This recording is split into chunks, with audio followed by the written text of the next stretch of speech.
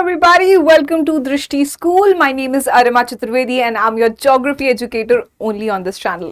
Cool. So जैसे मैंने आपसे प्रॉमिस किया था कि हम आ रहे हैं माइंड मैप सीरीज के साथ. So here I am back with another chapter which is tertiary and quaternary activities. तो चलो फिर शुरू करते हैं चैप्टर. पर याद रखना, अगर आपने और बहुत सारे वीडियोस नहीं देखे हैं तो क्या करना है, प्लेलिस्ट पे जाना है और पुराने सारे वीडियोस देख लेना है पर इस वीडियो के बाद. तो चलो फिर शुरू करते हैं. Let's start with tertiary and quaternary activities. Okay तो चैप्टर शुरू होता है एक छोटे से इंट्रोडक्शन के साथ, जो हमें ऑलरेडी पता है कि इकोनॉमिक एक्टिविटीज होती है, पैसे वाली एक्टिविटीज, पर इनके एरिनास क्या है. तो हमारे पास तीन है अलग अलग स्फेयर्स. पहला है प्राइमरी एक्टिविटी, दूसरा है सेकेंडरी, थर्ड है टर्शियरी, फोर्थ है क्वाटरनरी और फिर हमारे पास क्विनरी भी है. ठीक है, तो ऐसी बहुत सारे और जॉब्स आती जाएंगी और हमारे पास एक्टिविटीज इंक्रीज होती जाएंगी. हाउएवर अभी हम टर्शियरी में ही काउंट कर लेते हैं क्वाटरनरी एक्टिविटीज. अब आगे चलते हैं और बात करते हैं कि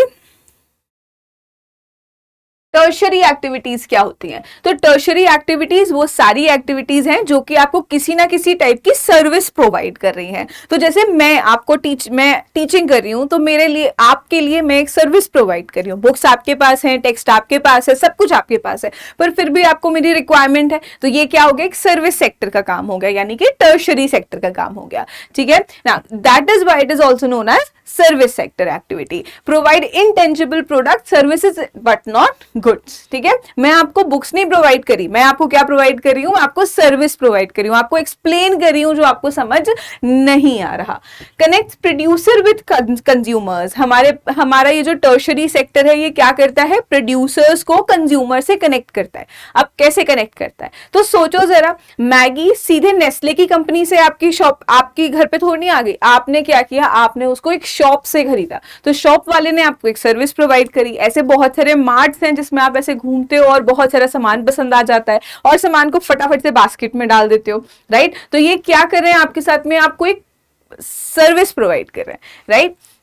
employment in service sector grows with economic development. जब भी हम एक डेवलप्ड नेशन या अंडर डेवलप्ड नेशन की बात करते हैं, हम सबको पता है कि जब भी कोई भी एक कंट्री अगर अंडर डेवलप्ड है तो हमेशा ज्यादा से ज्यादा उसका कंट्रीब्यूशन एम्प्लॉयमेंट का कहां से आएगा, या तो प्राइमरी से, और अगर वो डेवलपिंग है तो हो सकता है सेकेंडरी से आए. पर जब हम एक डेवलप्ड नेशन की बात करते हैं तो सबसे ज्यादा जो एम्प्लॉयमेंट का रेशियो है वो आना चाहिए फ्रॉम टर्शियरी या क्वाटरनरी सेक्टर. ठीक है, नाउ अच्छा, किस टाइप की टर्शियरी एक्टिविटीज होती हैं इसको हम थोड़ा शॉर्ट में करेंगे क्योंकि ये सब चीजें हमें ट्रेड वाले चैप्टर में पढ़नी है ना. तो trade off commerce, trade and commerce में हमारे पास बहुत सारे ऑप्शन, जैसे रिटेल हो गया, एक सिंगल शॉप, जैसे मैं एक हमारी कॉलोनी के एंड में एक शॉप है, वो क्या होगी, रिटेल शॉप हो गई. Then we have wholesalers, wholesaler जो आपको बहुत सारे आइटम्स देते हैं एक साथ में पर उसके प्राइस थोड़ा कम होता है. Then we have international trade जिसमें इंपोर्ट और एक्सपोर्ट होता है. आई होप आपको पता हो, I for inside and X for exit, right. तो इंपोर्ट यानी जब हम किसी देश से सामान लेकर आ रहे हैं, that is import. And what is export, जब हम किसी देश को सामान दे रहे हैं, किसी और देश को सामान दे रहे हैं. Then we have e commerce, the digital platform जहां से आप और मैं बहुत ज्यादा शॉपिंग करते हैं. फिर आता है हमारा transport and communication. We have various attributes of transport and communication nowadays. We have road, rail, water and air transport. We have pipeline for all the fluid transfers. We have telecommunication network and postal and courier service. ऐसा नहीं कि ये सब बंद हो गया है, आज भी चलता है. ईमेल के साथ में एक टेलीग्राम और लेटर आज भी भेजने का रिवाज है. कबूतर नहीं उड़ते पर बाकी सब काम होता है. Then we have trade and commerce. Trade and commerce अब ये हमने ऑलरेडी डिस्कस हम करेंगे, एक बार शॉर्ट में देख लेते हैं कि ट्रेडिंग में क्या क्या होता है, हम कौन से गुड्स और सर्विसेज को एक्सचेंज करते हैं. ये सारा कुछ ट्रेड और कॉमर्स में आता है. चाहे आप सर्विस एक्सचेंज करो, चाहे आप नॉलेज एक्सचेंज करो, चाहे आप किसी गुड्स को एक्सचेंज करो, ये सारी चीजें हमारी ट्रेड और कॉमर्स में आती हैं. ये हमारी ट्रांसपोर्ट सर्विसेज हैं. Then we have air services, communication services, अलग अलग चीजें. अब हमारे पास सैटेलाइट आ गया है, तो सैटेलाइट के थ्रू जैसे वेदर, ब्रॉडकास्टिंग, जीपीएस, ये सारी चीजें बहुत आसान हो गई हैं. इसमें भी बहुत सारा एक बड़ा सेक्टर ओपन हो गया. आपने देखा ही होगा कि लोग ऐसी ऐसी जॉब करते हैं जिसके बारे में आज से 10 साल पहले हमें पता ही नहीं था कि अच्छा ये भी कोई जॉब का टाइटल हो सकता है क्या, पता ही नहीं था. नाउ सर्विसेज में हमारा आता है टूरिज्म एंड हेल्थ. अब आप देखो, टूरिज्म जो है आज की डेट में सबसे फास्टेस्ट ग्रोइंग सर्विस सेक्टर का एक पार्ट है। टूरिज्म में लोग इतनी इतनी छुट्टियां चाहते हैं, इतनी छुट्टियां चाहते हैं, इतनी ज्यादा छुट्टियां चाहते हैं और कहीं पर भी घूमने निकल जाते हैं, स्पेशली पहाड़ों में, है ना। हर जगह आपको, आप कहीं चले जाओ, इंटरनेशनली कहीं चले जाओ, नेशनली कहीं चले जाओ। नेशनली जाओगे तो आपकी स्टेट से कोई ना कोई मिल जाएगा, इंटरनेशनली जाओगे तो इंडिया से फॉर श्योर इतने लोग मिलेंगे कि हम इमेजिन ही नहीं कर सकते। तो आजकल लोगों को घूमने का बहुत शौक है। अब ये घूमना जो है वो अलग अलग रीजंस की वजह से हो सकता है। Heritage tourism, eco tourism, medical tourism, अलग अलग टाइप हैं इसके। लोग जॉब्स के लिए जाते हैं, लोग कल्चर देखने के लिए जाते हैं, लोग नेचर को अप्रिशिएट करने के लिए जाते हैं। तो अलग अलग जगह पे अलग अलग टूरिज्म हमें देखने को मिलता है। Tourism contribute 10% plus two global GDP and create millions of job. आप इमेजिन कर रहे हो, ग्लोबल जीडीपी का 10 से ज्यादा % कौन कंट्रीब्यूट कर रहा है? हमारा टूरिज्म। पूरे में आप सोचो। Health services, hospital, clinic and telemedicine, ये सब चीजों में भी आपने देखा होगा बहुत ज्यादा ग्रोथ हुई है अभी recently. Then we have education services, school, university, e learning platforms, है ना। यहाँ पर भी हमने पोस्ट कोविड देखा है कि बहुत बड़ा बूस्ट आया है इस एरिया में। Financial services, bank, insurance, stock market, again बहुत बड़ा बूस्ट आया है, स्टॉक मार्केट में नहीं, बाकी सब चीजों पे। एडमिनिस्ट्रेटिव सर्विसेज में गवर्नमेंट, जुडिशरी एंड डिफेंस, ये सारे हमारे सर्विस सेक्टर के ही एग्जाम्पल आपको बताए गए। Then we have what are quaternary activities. Quaternary activities वो एक्टिविटीज होती हैं जहां पर आपको स्किल से नॉलेज दोनों ही बहुत इंपॉर्टेंट है, प्लस ये प्रोफेशनल एक्टिविटीज होती हैं। तो आपको एक पर्टिकुलर चीज में बहुत ज्यादा स्किल्ड होना पड़ेगा, बहुत ज्यादा नॉलेजेबल होना पड़ेगा। जितना हमारा R&D चलता है वो सारा ये क्वाटरनरी एक्टिविटीज ही करती हैं। इसको हम कहते हैं white collar jobs. For quaternary we use a term,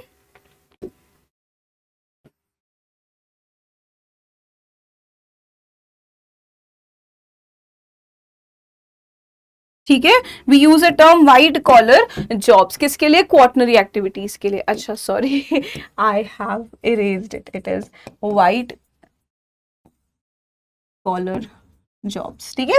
it is white collar jobs. ये क्या है? Quaternary activities. क्या करती है? Involve research, development and innovation, वही जो भी मैंने आपको R&D के बारे में बताया, ये मेनली उस पर काम करती है। थिंकिंग, डिजाइनिंग, डिसीजन मेकिंग, ये सारा काम हमारी क्वाटरनरी एक्टिविटीज का है, ठीक है। कोई सॉफ्टवेयर डेवलपर है तो वो क्या कर रहा है? सोच भी रहा है, डेवलपमेंट भी कर रहा है, quaternary activity. Workers are called knowledge workers, और गोल्ड कॉलर नहीं, व्हाइट कॉलर वर्कर्स, ठीक है। गोल्ड नहीं, व्हाइट कॉलर वर्कर्स हैं ये। Require advanced education and specialised skills. अब मेरे से कोई बोल देगा एक सॉफ्टवेयर बनाने के लिए, तो मैं तो नहीं बना सकती, है ना, मैं तो वहीं बेहोश होकर गिर जाऊंगी। कौन बना सकता है? एक सॉफ्टवेयर डेवलपर बना सकता है ना। तो उसके लिए क्या चाहिए? आपको एक एडवांस्ड एजुकेशन चाहिए, है ना। अगर किसी को बोला जाए कि भाई प्लेन का ये जो इंजन है ये खराब हो गया हो, प्लेन में इंजन होता ही होगा वैसे तो, बट चलो हाँ, तो प्लेन का ये जो पार्ट है ये खराब हो गया है, तो अब उसको मैं या आप तो नहीं कर सकते हो, कोई एरोनॉटिक इंजीनियर होगा वही जाके उसको सही कर सकता है। सो this is what advance level of education is required, ठीक है। Now next, examples of quaternary activities, ये हमने ऑलरेडी अभी डिस्कस कर लिया। साइंटिफिक रिसर्च, चाहे वो इसरो, DRDO हो या फिर CSIR हो, ठीक है। Pharmaceutical, R&D, drug design, software development, AI आजकल आपने देखा ही है। University research and think tank. Chat GPT पे बेटा प्रॉम्प्ट डालना और उससे पूछना कि अभी 12th के बोर्ड में कौन कौन से पेपर आएंगे, और वहां पे उसने क्वेश्चनर बना के दे दिया। This is not how an AI developer work, है ना। तो इससे ऊपर की बात हो रही है हमारी। इंफॉर्मेशन एंड कंसल्टिंग में we have IT services, data analytics, management consulting, financial analysis. क्योंकि फाइनेंस की बात है ना तो मेरी ऐसे जुबान लड़खड़ा जाती है, समझ ही नहीं आता कैसे रिलेट कर पाओ। चलो, so all these things are under quaternary activities. These are some examples of quaternary activities, ठीक है। ये हमने ऑलरेडी बात कर ली, अब हम बात करते हैं क्विनरी एक्टिविटीज की, है ना। क्विनरी एक्टिविटीज क्या है? Top level decision making. अब जितने भी हमारे ब्यूरोक्रेट्स हैं, जैसे कि जो डिसीजन ले रहे हैं, जो उस पोजीशन पे पहुंच गए जहां पे उन्हें डिसीजन लेने की जरूरत पड़ रही है, now these are known as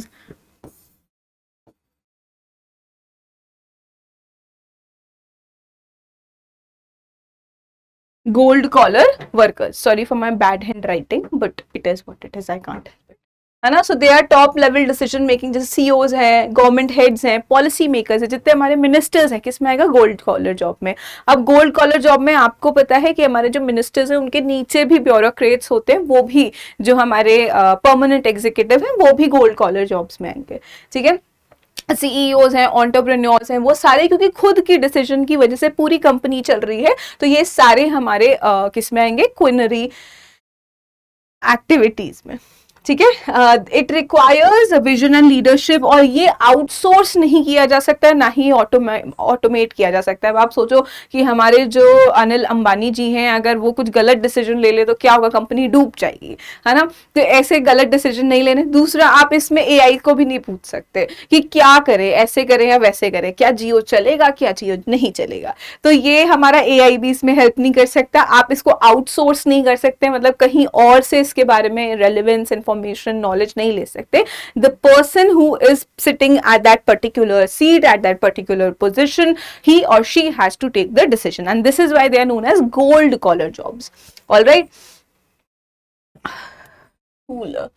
okay, now we are talking about outsourcing and BPO, जिसके बारे में अभी बात करी थी। आउटसोर्सिंग होता क्या है? आउटसोर्सिंग का मतलब है कि अगर मैं कुछ काम कर रही हूँ और उस काम में से, मेरी ये कंपनी है, उसमें मेरे को लग रहा है कि ये काम मैं किसी और को दे सकती हूँ और वो बहुत ईजिली काम कर देगा। जैसे कि मैं क्लासेस ले रही हूँ पर मेरे को पीपीटी बनानी है, अब मैंने पीपीटी बनाने का काम किसी और को दे दिया, उसको मैं पे कर रही हूँ, वो मेरे लिए पीपीटी बना रहा है और मैं पीपीटी यूज कर रही हूँ। सो this is what, this is outsourcing, कि मैंने अपना काम उसको दे दिया, उसको पेमेंट कर दी, उसने मेरे को अपना काम दे दिया।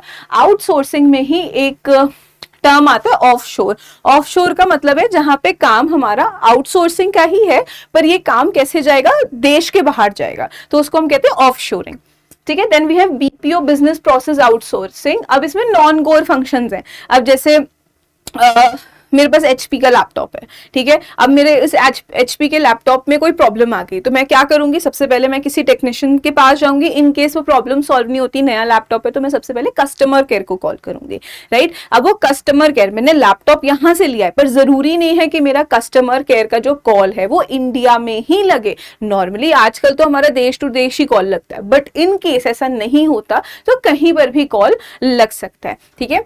इंडिया में बहुत सारे रीजन सिर्फ इसी वजह से डेवलप हुए हैं कि बाहर के देश वालों ने इंडिया में आके आउटसोर्सिंग परफॉर्म करी। उन्हें लगा कि यहाँ की जो यंग जनता है वो बोल भी बहुत अच्छा रही है, इंग्लिश भी फ्लुएंट है, तो क्यों ना यहाँ पे बीपीओ शुरू कर देते हैं, कॉल सेंटर शुरू कर देते हैं। तो call centre is one example of BPO, ठीक है। नॉन कोर फंक्शंस होंगे इसमें, मतलब वो फंक्शंस नहीं होंगे जिसकी वजह से उसकी प्रोडक्टिविटी में, कंपनी की प्रोडक्टिविटी में, प्रोडक्शन में कोई भी चेंजेस आएंगे।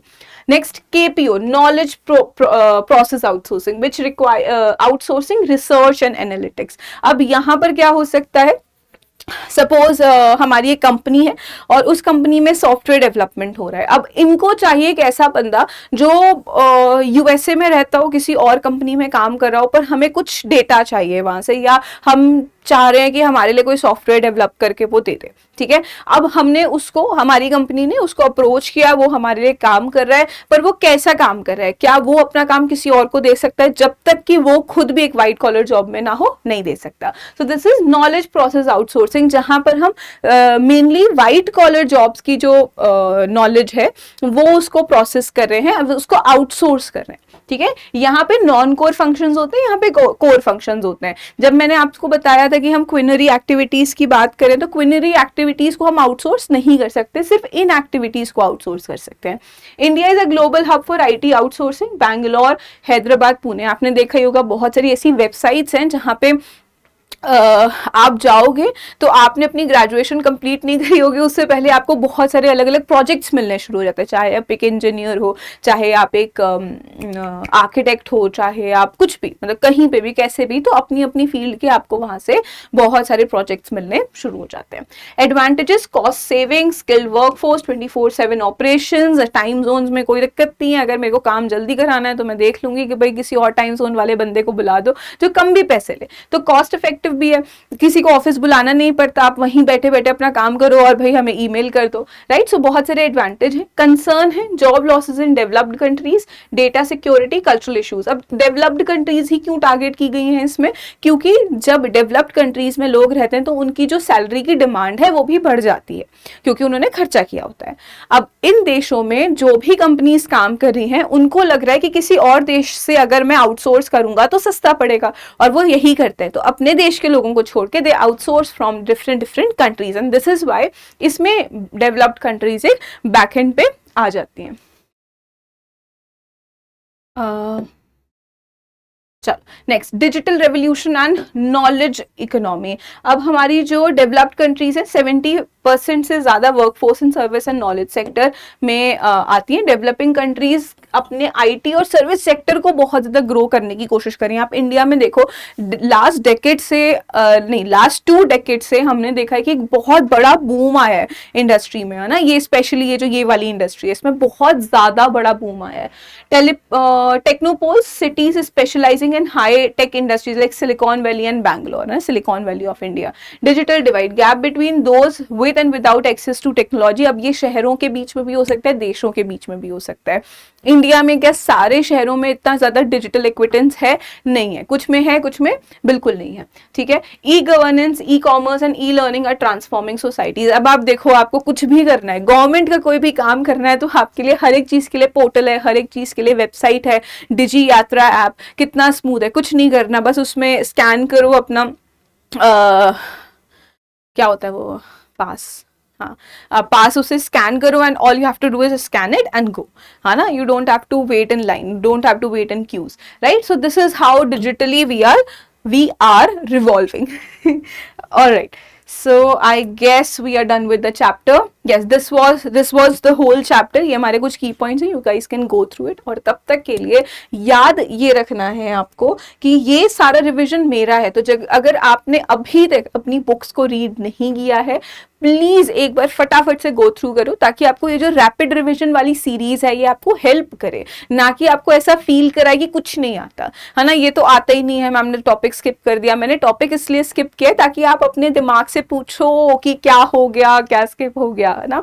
This is a rapid revision series जो हमने सिर्फ इसलिए स्टार्ट करी है ताकि आपका बहुत जल्दी से पूरा टॉपिक खत्म हो जाए, ठीक है। So that would be all for now. मैं और चैप्टर्स लेकर आऊंगी। We are going to start with book 2 as soon as possible before your exams. This is my promise कि बिफोर योर एग्जाम्स हमारा पूरा सिलेबस बहुत अच्छे से कंप्लीट हो जाएगा with some live classes and also some recorded sessions. All right, so that would be all from my end. Thank you so much. This is the Arima Chaturvedi signing off with today's class. Don't forget to like, share and subscribe. See ya.